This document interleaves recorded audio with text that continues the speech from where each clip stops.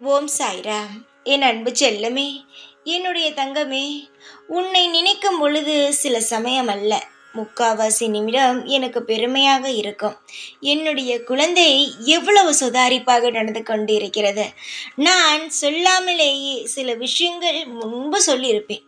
ஆனால் அதை நன்றாக ஞாபகம் வைத்துக்கொண்டு, இது சாய் அன்று சொன்னார், அந்த விஷயம் இன்று நடக்கிறது, இதிலிருந்து நாம் தப்பித்துக் கொள்வோம் என்றெல்லாம் நீ செய்யும் பொழுது எனக்கே ஆச்சரியமாக இருக்கும். என்னுடைய குழந்தை இவ்வளவு சுதாரிப்பாக இருக்கிறதே என்று.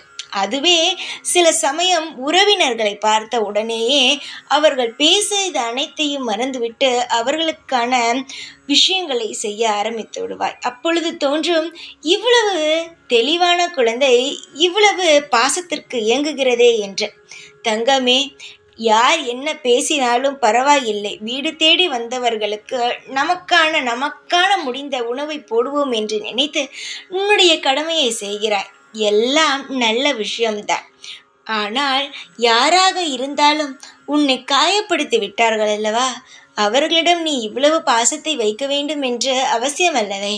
நீ ஏனென்றால் இப்பொழுது நீ செய்வாய், அதுவே பின்பு போய் எல்லாம் நல்லபடியாக செய்து கொண்டு பின்பு என்ன செய்தாள் இவள் என்று சொல்வார்கள். சிலருக்கு வாங்கிக் கொள்ளத்தான் தெரியும், திரும்ப அதை செய்யவும் தெரியாது, மற்றவரிடம் புகழ்ந்து பேசவும் தெரியாது. ஏனென்றால் அவர்கள் குணம் அப்படியல்ல. அவர்கள் அப்படித்தான் செய்தால்தான் கெட்ட பேர் எடுத்து கொடுக்கலாம் என்று தான் அப்படி செய்வார்கள். அதுபோல உறவு தேவையில்லை என்பதே என்னுடைய எண்ணம். நீ ஒன்று கவனித்திருக்கிறாயா? நான் எப்பொழுதுமே கெட்ட ஒரு பக்தனிடவோ மற்றவனுக்காக, சாய் இவன் நன்றாக இருக்கிறான், இவனுடைய வாழ்க்கையை எனக்கு தந்து விடுங்கள், இவன் வாழ்க்கையில் நன்றாகவே இருக்கக்கூடாது, இப்படி வேண்டுபவனிடம் நான் இருப்பது துளி கூட கிடையாது. அவனை விட்டு நான் ஒரே திடியாக நகர்ந்து விடுவேன். அவன் திரும்ப எத்தனை முறை வந்து என்னை அழைத்தாலும் நான் அங்கு செல்லவும் மாட்டேன். எனக்கு உண்மையாக ஒரு குழந்தை இருந்தால் போதும். என்னுடைய குழந்தைகள் எப்பொழுதும் மற்றவனுக்கு எந்த ஒரு கெட்ட எண்ணமும் நினைக்காமல் அவனுடைய வாழ்க்கையை பார்த்து கொண்டு இருந்தால் போதும், அவனுக்கு நான் அனைத்தையுமே செய்து தருவேன்.